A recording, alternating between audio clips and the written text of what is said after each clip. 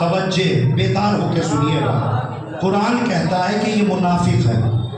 منافق کون ہے؟ علماء بیٹھے ہوئے معلوم کریے گا۔ منافق نفق سے بنا ہے۔ نفق اس چوہے کو کہتے ہیں جو کھیت میں جب اپنا بل بناتا ہے تو اس کے دو راستے ہوتے ہیں۔ کسان لاٹھی ادھر سے چلائے تو ادھر سے نکل جاؤ، ادھر سے چلائے تو ادھر سے نکل جاؤ۔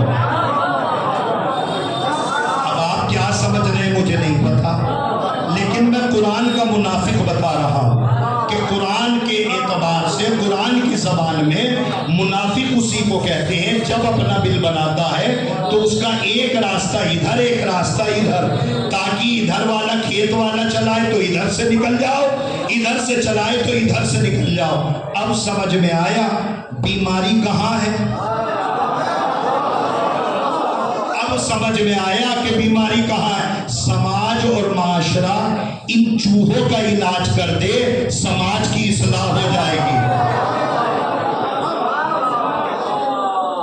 جی، ان چوہوں کا علاج بڑا ہونا چاہیے۔ اچھا، اب آپ کہیں گے کہ آپ نے اتنی بڑی بات کیسے کہہ دی کہ تبلیغ کا اثر کیوں نہیں ہو رہا؟ اصل میں معاملہ کیا ہے، اس منبر سے آنے کے بعد ہم نے ٹارگیٹ کسے کرا؟ بھئی جیسے ہی، حالانکہ میں اس زبان میں پڑھتا نہیں ہوں اور نہ میرے کان میں کسی نے سور پھونکا ہے، ہاں یہ بھی سوچ لیجیے کہ مجھ سے کسی نے کہلوا کے پڑھوایا۔ پھر منبر پہ آنے کا فائدہ کیا ہے اگر ہم کسی کے کہنے پہ پڑھیں؟ اتنی بلندی پہ آئے ہیں کسی کے کہنے پہ؟ نہیں، کسی کے کہنے پہ نہیں پڑھتے ہم۔ جو سماج و معاشرہ ہم جانتے ہیں نا، امام جمعہ ہے، مجھے پتا ہے سماج میں کون کون سی بیماریاں پھیل رہی ہیں اور ان کا علاج کیسے ممکن ہے۔ میرے عزیزوں یاد رکھیے گا، یہ جو منافق ہے اس کی وجہ یہ ہے کہ جیسے ہی میں کہہ رہا ہوں نہیں، جیسے ہی آئے ان کے رسول دیا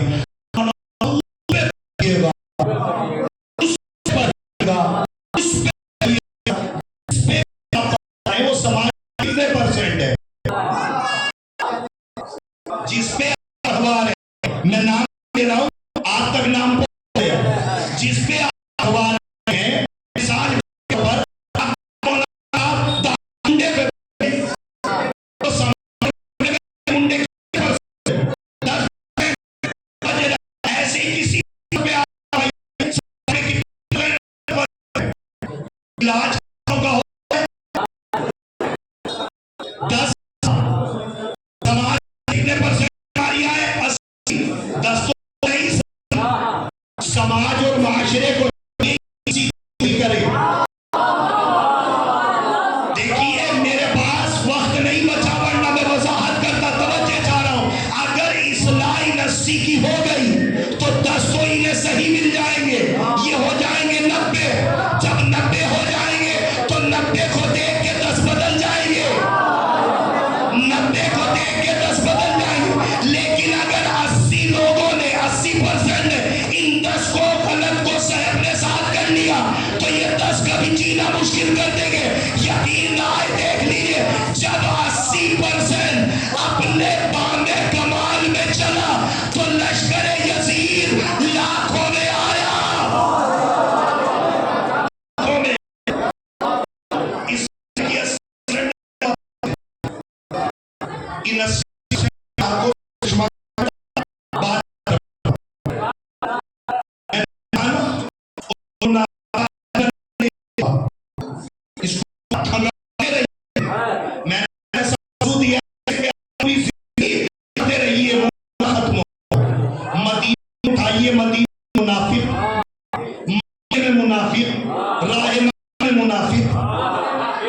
کربلا میں منافق، میرے عزیزو یقین جان لیجیے، اسی لیے حسین ابن علی نے کربلا کو تیار کیا۔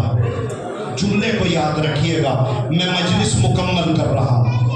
حسین نے کہا کہ میں پنجتن پاک کی آخری کڑی ہوں۔ پنجتن پاک کی آخری کڑی ہے امام حسین۔ امام حسین فرماتے ہیں کہ میں اگر چلا گیا تو پنجتن پاک کا جمع ہو جائے گا. لہذا ہم کربلا بنا رہے ہیں. یہ ایک بہت بڑا موضوع ہے کہ حسین نے کربلا کیوں بنائی، اور کربلا بنائی نہیں بلکہ کربلا کے اوپر ایک لفظ حسین ابن علی نے رکھا. حسین نے کربلا بنائی، اور کربلا کو بنا کے ایک جملہ حسین نے کہا کہ ہم کربلا کو ساری جنگوں سے الگ بنائیں. وقت نہیں ہے ورنہ وضاحت کرتا کہ کربلا ساری جنگوں سے الگ بنائیں گے حسین. مولا کیوں؟ امام حسین فرماتے اس لیے کہ یہ کربلا قیامت تک جائے گی. لوگ اس کربلا کو پڑھیں گے، لوگ اس کربلا پہ تحقیق کریں گے، اور جب تحقیق کریں گے تو انہیں سمجھ میں آنا چاہیے کہ حسین نے جب کربلا بنائی تو کربلا میں حسین نے کہا کہ اس کربلا میں سب آئیں مگر منافق نہ آئیں. آپ تھک گئے. اس کربلا میں سب آئیں مگر منافق نہ آئیں، اس لیے کہ یہ کربلا جہاد کربلا بنے گی، فساد کربلا نہیں بنے گی. ہم کربلا میں منافق نہیں آنے دیں گے. مولا کربلا میں کوئی منافق نہیں آئے گا. حسین نے کہا ہاں، میں نے کربلا کو اتنے اعتبار سے بنایا ہے کہ اس کربلا میں کوئی منافق نہیں آئے گا، اس لیے کہ مجھ سے پہلے جتنی بھی جنگیں ہوئیں ان میں منافق تھے مگر کربلا میں منافق نہیں تھا. توجہ، میں جملہ کہہ رہا ہوں کہ جتنی بھی جنگیں، میرے بابا کی جنگ پڑھیے، میرے نانا کی جنگ پڑھیے، میرے بھائی کی جنگ پڑھیے، ہر لشکر میں منافق ہے. حسین کہتے ہیں نہیں، اس لیے کہ جیسے قرآن کے بعد کوئی کتاب نہیں آئے گی، اب اس کربلا کے بعد کوئی کربلا نہیں ہوگی، لہٰذا اس کربلا میں کوئی منافق نہیں آئے گا. کربلا سے پہلے جتنی بھی جنگیں عالم اسلام کی ہے سب میں منافق ہے مگر کربلا میں منافق نہیں ہے. آپ کہیں گے مولانا صاحب دلیل کیا ہے؟ آپ نے کہہ تو دیا کہ کربلا میں منافق نہیں ہے، ہر جنگ میں منافق ہے. دلیل دیجیے. میرے پاس دلیل ہے کہ کربلا سے پہلے جتنی بھی جنگیں لڑی گئی ہے اس میں حسین سے پہلے لوگوں کو بلایا گیا ہے، کوئی آیا نہیں ہے. حسین کربلا میں واپس کر رہے ہیں مگر کوئی جانے کو تیار نہیں ہے. حسین کربلا بنا رہے ہیں. آؤ بہن، آؤ بیٹھو، ہم کربلا بناتے ہیں. ایک مرحوم کی سال ثواب کی مجلس ہے، پڑھنا مجھے الگ زاویے سے تھا لیکن تقریر الگ لفظ پہ چلی گئی. میرا عزیزو، حسین نے کربلا بنائی. کتنے باوفا ساتھی سمجھنا چاہیں گے. اگر مصائب کے کچھ جملے زیادہ ہو جائیں تو مجھے معاف کیجیے گا، اس لیے کہ مجھے شہزادی نے انہی مصائب کے طفیل میں مجھے شہنشاہ مصائب کا لقب دیا گیا ہے. حیدرآباد کی زمین نے مجھے شہنشاہ مصائب کا لقب دیا ہے، تو میں کوشش کرتا ہوں کہ مصائب تھوڑا سا زیادہ ہو جائے، چونکہ مال مجلس ہے یہ آنسو. اور میں یہ جملہ نوجوانوں سے کہتا ہوں، اے نوجوانوں، حسین کے اوپر ایسے ہی نہ رویا کرو، حسین کی غربت کو سمجھ کر رویا کرو. حسین کی غربت، حسین کربلا میں مجبور نہیں تھے، حسین مختار تھے. ہاں حسین غریب تھا. کتنا غریب؟ مقتل کہتا ہے کہ حسین روز عاشور مقتل سے گزر رہے تھے، زمین کربلا پہ بیٹھا ہوا ایک کالا انسان جس کا نام تاریخ کربلا نے جان لکھا، ہڑکیوں سے رو رہا ہے. بڑھتے ہوئے حسین کے قدم رک گئے. جان، ابھی حسین زندہ ہے، تیری آنکھوں میں آنسو کیسے آ گئے؟ جون نے کہا مولا اپنی غربت پہ رو رہا ہے۔ جون، حسین کے ہوتے ہوئے تجھے غریب کس نے کہہ دیا؟ مولا اس لیے رو رہا ہوں کہ آج آپ کو ناصروں کی ضرورت ہے۔ کتنے بڑے بڑے ناصر آپ کی طرف سے قربان ہو گئے، مگر مولا میرا رنگ تو کالا ہے، میرے خون سے تو بدبو آتی ہے، مجھے پتا ہے کہ آپ مجھے اجازت نہیں دیں گے، میرے خون سے بدبو آتی ہے۔ حمید ابن مسلم کہتا ہے حسین زمین کربلا پہ بیٹھ گئے۔ حسین نے کہا جون آج کہہ دیا ہے، آج کے بعد نہ کہنا۔ حسین نے ہاتھوں کو اٹھایا، اللہ جانے کیا دعا کی مجھے نہیں پتا، لیکن راز اس وقت کھلا جب شہدائے کربلا اٹھائے جانے لگے تو جب جون کا لاشا اٹھایا تو سید سجاد سے پوچھا گیا مولا سجاد اتنی خوشبو کسی لاشے سے نہیں آئی کہ جتنے جون کے لاشے سے آئی۔ سید سجاد زمین پہ بیٹھ کے کہنے لگے جون کو بڑا شکوہ تھا، میرے خون سے بدبو آتی ہے، لہٰذا میرے بابا نے دعا کی تھی کہ پروردگار اتنی خوشبو جون کے جسم میں پیدا کر دے کہ جتنا کربلا کے کسی شہید کے آپ رو چکے، لیکن کچھ کی آنکھوں میں آنسو نہیں آئے۔ اگر رونا نہ آیا کرے سروں کو نیچے کر لیا کرو، سروں کو نہلا دیا کرو اور خالق سے دعا کیا کرو۔ یہ ہے حسین کی غربت۔ ایک حسین کی غربت اور دکھاتا ہوں اور منبر خالی کر دیتا ہوں۔ حسین جب آخری رخصت کے لیے خیمے میں آئے تو حمید ابن مسلم کہتا ہے کہ 64 بیویاں تھیں۔ حسین نے اپنی ہتھیلی کو اپنی پیشانی پہ رکھا، حسین نے چند بیویوں کا نام لیا اور ایک جملہ کہا علیکن من السلام، رباب خدا حافظ، فضا خدا حافظ۔ حسین ایک ایک کو خدا حافظ کر رہے تھے۔ حسین کی نگاہ اپنی بہن زینب پہ پڑی۔ حسین نے کہا زینب خیریت تو ہے؟ تمہارے آنکھوں کی رنگت اور تمہارے چہرے کا رنگ مجھے بتلا رہا ہے کہ تم حسین سے پہلے اللہ کی بارگاہ میں چلی جاؤ گی۔ بہن خیریت تو ہے؟ جناب زینب نے ایک جملہ کہا بھیا مجھ پہ میرے اوپر جتنی بھی مصیبتیں ابھی تک پڑی کم سے کم تسلی دینے کے لیے کوئی تھا، مگر آج حسین تم غریب نہیں ہوئے، زینب غریب ہو گئی۔ حسین نے کہا بہن ایسا کیوں کہتی ہو؟ جناب زینب نے کہا کہ بھیا جب نانا کا جنازہ اٹھا میں چھوٹی تھی، کم سے کم تم کو تسلی تھی کہ بابا ہے۔ میری ماں کا جنازہ اٹھا، کم سے کم کلیجے کو سنبھال لیا کہ میرا بابا ہے۔ بابا کا جنازہ اٹھا، کلیجے کو سنبھال لیا کہ بھائی حسن مشتبہ ہے۔ بھائی کا جنازہ اٹھا، جنازے پہ تیر چلے، اپنے کلیجے کو سنبھال لیا میرا حسین ہے۔ عصر عاشور آ گیا، اکبر چلا گیا، دل کو تمنا تھی کہ حسین ہے۔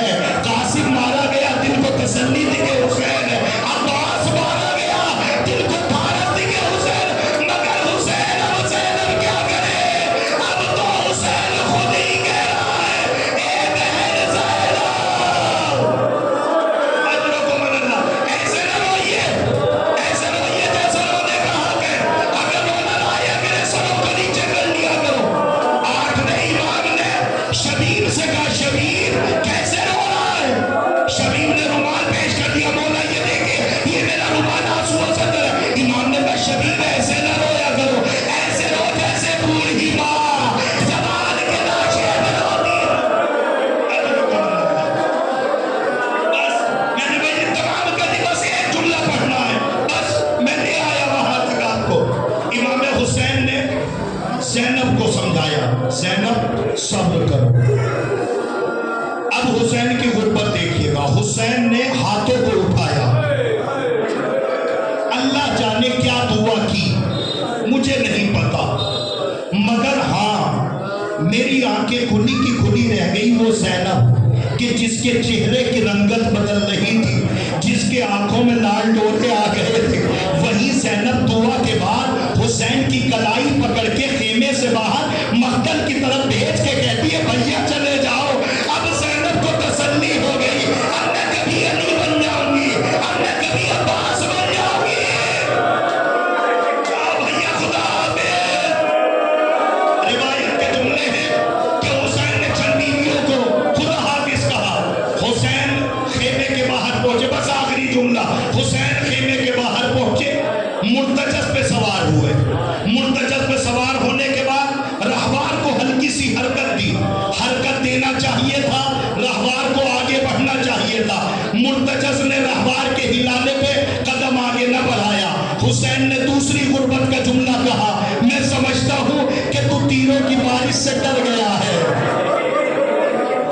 میں سمجھتا ہوں کہ تو تیروں کی بارش سے ڈر گیا ہے، ایسا کر یہ میری آخری سواری ہے، مجھے مقتل میں لے جا، آج کے بعد حسین تیری پیٹھ پہ سوار نہیں ہوگا۔ حسین کا یہ مرتجز اپنی زبان بے زبانی سے کہتا ہے مولا میں جانور ہوں، میری وفا کی کوئی حد نہیں ہے، تو پھر قدم آگے کیوں نہیں بڑھاتا؟ یہ مرتجز کہتا ہے انظر لک بھیا، مولا میری مجبوری تو دیکھی ہے، اب جو حسین نے مڑ کے دیکھا، حسین کی بچی سکینہ مرتجز کے پیر پکڑ کے کہہ رہی تھی لا لے جا۔ بس میں نے ممبر خالی کر دیا، بس آپ بہت رو چکے، آپ اتنا روتے نہیں ہیں، اتنا رو چکے، اللہ آپ کے اس گریے کو قبول کرے۔ حسین مرتجز سے اترے، سکینہ کو اٹھایا، اٹھ میری مبلغہ بچی، بتا میں تو خدا حافظ کر آیا تھا، تم خیمے کے باہر کیا کر رہی ہو؟ حسین نے تیسرا جملہ کہا سکینہ حسین کے مرنے کا وقت آ گیا ہے، حسین کے مرنے کا وقت آ گیا ہے، اب حسین بچے گا نہیں، سکینہ بتاؤ کیا چاہتی ہو؟ سکینہ نے ایک جملہ کہا بابا مجھے تو آپ کا سینہ چاہیے، اس لیے کہ مجھے تو وہ سینہ نہیں بھولتا۔ حسین نے کہا سکینہ میرا سینہ چاہیے۔ حسین خیمے کے باہر زمین کربلا پہ لیٹ گئے، کتنی آسانی سے پڑھ دیا، آپ نے سن لیا، کتنی آسانی سے آپ نے سن لیا۔ خدا نہ کرے کوئی 57 سال کا ضعیف باپ اپنی بچی کو اپنے کلیجے سے ایسے خدا حافظ کرے کہ جیسے حسین نے سکینہ کو خدا حافظ کیا۔ حسین نے سکینہ کو کلیجے سے لگایا، زمین کربلا پر خیمے کے باہر حسین نے سکینہ کو اپنے سینے پہ لٹایا، ہاتھوں کو بلند کیا، پروردگار آج تک تجھ سے کچھ نہیں مانگا، پروردگار میرے لیے سکینہ کی جدائی پر اشارت ہے، پروردگار سکینہ پہ نیند طاری کر دے تاکہ حسین مقتل میں چلا جائے۔ لیجیے سکینہ سو گئی، حسین مقتل میں چلے گئے۔ مجھے آپ کو یہاں تک لانا تھا، میں سکینہ ایک سوال پوچھوں گا، اے سکینہ تمہیں اپنے باپ کے سینے پہ سونا تھا تو خیمے کے اندر اپنے بابا سے کہتی مجھے آپ کا سینہ چاہیے، حسین کم سے کم خیمے کے اندر بستر پہ لیٹ تو جاتے، مگر خیمے کے باہر زمین کربلا پہ کیوں لٹایا؟ حسین کی باشعور بچی کہتی ہے اگر یہ گزارش میں خیمے کے اندر کہتی میرا بابا کبھی مجھے سینے پہ نہ سلاتا، ارے کیوں نہ سلاتا؟ سکینہ کہتی اس لیے کہ قرآن کہتا ہے یتیم بچوں کے سامنے اپنے یتیم بچے کو پیار نہ کرنا۔ ارے میرا بابا مجھے کیسے سینے پہ سلا دیتا؟ اس لیے کہ مسلم کے بچے تھے، شہدائے کربلا کے بچے تھے۔ ہائے حسین خدا حافظ، حسین چلے، سکینہ سو گئی، حسین کی آنکھوں میں آنسو آ گئے، واہ حسین۔